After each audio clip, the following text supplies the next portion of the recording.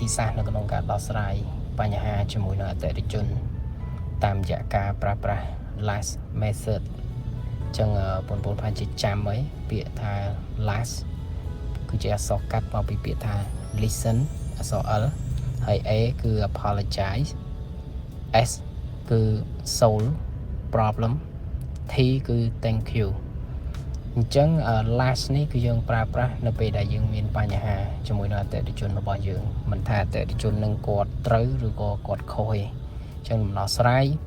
គឺទី1យើងត្រូវស្ដាប់គាត់ listen ហ្នឹងស្ដាប់សាច់រឿងអីឲ្យយល់ឲ្យអស់ណាបាទហើយទោះបីជាគាត់ខុសក៏ដោយត្រូវក៏ដោយដូចបងនិយាយមិញអញ្ចឹងគឺស្ដាប់អស់ហើយចាំយើង apologize សុំទោសសម្រាប់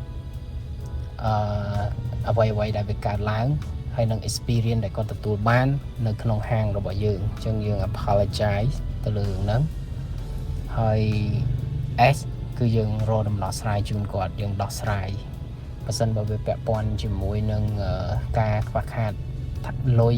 យើងអាបក៏ដោយអីក៏ដោយអាហ្នឹងគឺយើងទូទាត់ប៉ះប៉ូវជូនគាត់វិញ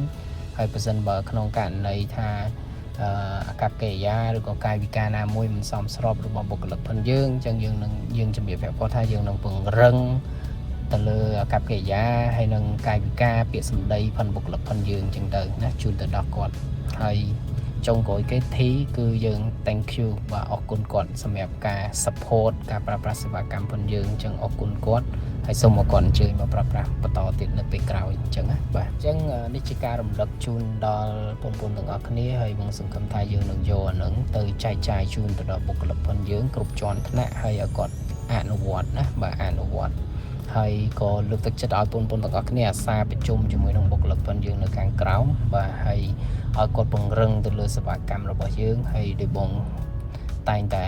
ចែកម្លែកតែងតែប្រាប់អញ្ចឹងគឺអតិថិជនមួយយើងកុំឆ្លោះជាមួយនឹងពួកគាត់ទោះបីជាគាត់ខុសក៏ដោយត្រូវក៏ដោយយើងអត់ឆ្លោះជាមួយនឹងពួកគាត់ទេកាលណាយើងឆ្លោះជាមួយនឹងគាត់វាអត់ចំណេញអីមកដល់យើងទេអញ្ចឹងគឺយើងព្យាយាម professional ព្យាយាមដោះស្រាយដោយការឆ្លើយតបទៅគាត់វិញដោយសមរម្យតាមការគួរតាមដែលអាចធ្វើទៅបានហើយទន្ទឹមនឹងបើក្នុងករណីថា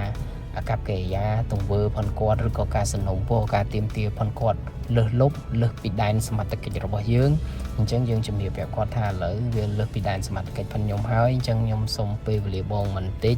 ហើយខ្ញុំនឹងឆ្លងជាមួយនឹងថ្នាក់លើបងខ្ញុំនឹងជជែកជាមួយនឹងគាត់ហើយនឹងឲ្យគាត់មកតាក់ទងឬក៏ឆ្លើយតបទៅខាងបងវិញអញ្ចឹងទៅហើយសូមអរគុណសម្រាប់ការលើកជាយោបល់ឬក៏សំណូមពរផងបងអីផ្សេងអញ្ចឹងទៅអញ្ចឹងយើងឆ្លើយទៅគាត់នៅក្នុងរូបភាពបែបហ្នឹងហើយ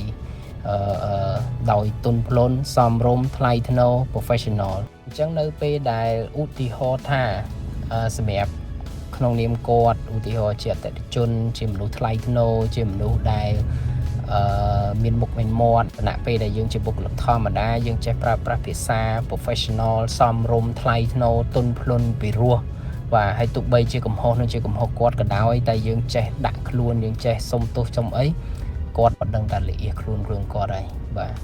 គាត់នឹងស្ដាប់មើលមកគឺគាត់ខ្មាស់ខ្លួនគាត់ហើយអញ្ចឹងលើកក្រោយគឺគាត់នឹងមិនប្រព្រឹត្តអាទង្វើហ្នឹងទេព្រោះគាត់នឹងខ្មាស់គេអូតូបន្តិចហើយតែបើសិនបើយើងទៅ challenge ជាមួយនឹងគាត់ទៅតវ៉ាមើលគាត់ទៅឆ្លោះជាមួយនឹងគាត់ទោះបីជាកំហុសនឹងជាកំហុសរបស់គាត់ក៏ដោយគឺវាទៅជាកំហុសរបស់យើងហើយយើងនឹងខាតបង់ហើយឆ្លោះមួយអតិថិជនគឺមិនមែនជារឿងល្អទេហើយមិនមែនជារឿងចំណេញទេអញ្ចឹងយើងសមរម្យថ្លៃថ្នូរហើយរាល់វិក័យប័ត្ររាល់បងរាល់អីទាំងអស់នៅពេលដែលយើងជជែកជាមួយនឹងគាត់គឺយើងហុចដៃពីរអញ្ចឹងណាបាទឬក៏ដៃមួយខាងយើងហុចជូនគាត់ហើយដៃយើងមួយខាងទៀតហ្នឹងបាទដៃស្ដាំកាន់តែបងហ្នឹងទៅហើយដៃឆ្វេងយើងគឺទប់ដៃយើងអញ្ចឹងទៅបាទបង្ហាញពីការគោរពនិងឲ្យតម្លៃទៅគាត់អញ្ចឹងអតិថិជនទោះបីជាគាត់ខឹងក៏ដោយបាទកាចមិនក៏ដោយក៏គាត់អត់ខឹងយើងបានហើយគាត់អត់ប្រកាន់ទេបាទអញ្ចឹងខ្ញុំសូមឲ្យអ្នកទាំងអស់គ្នាគឺផ្សព្វផ្សាយជូនទៅដល់បុគ្គលិកផងយើងហ្នឹងគឺបន្តនៅក្នុងការអនុវត្តការប្រើប្រាស់ពាក្យពេចន៍សម្ដីសមរម្យថ្លៃថ្នូរល្អហើយយើងអាកប្បកិរិយាសមរម្យអញ្ចឹងណាបាទទៅចំពោះពួកគាត់ទោះបីជាអតិថិជនហ្នឹងជាមនុស្សប្រភេទណាក៏ដោយអញ្ចឹងបងសូមឲ្យបងប្អូនទាំងអស់ហ្នឹងគឺព្យាយាមអនុវត្តព្យាយាមធ្វើទៅអញ្ចឹងណាបាទព្យាយាមធ្វើហើយបងជឿថាពេលខ្លះ